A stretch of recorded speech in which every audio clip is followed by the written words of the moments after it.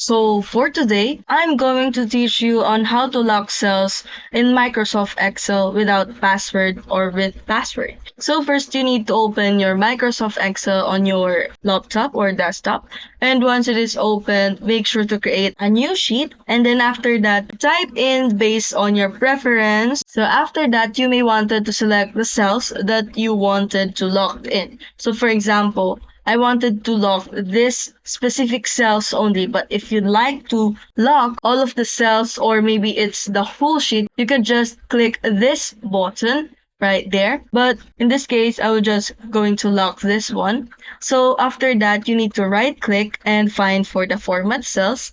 And under the protection, make sure it is locked. It is toggled on the lock and click the OK. And now, when someone visits or give or receives your sheets, they cannot access this one or they cannot change the text of this one.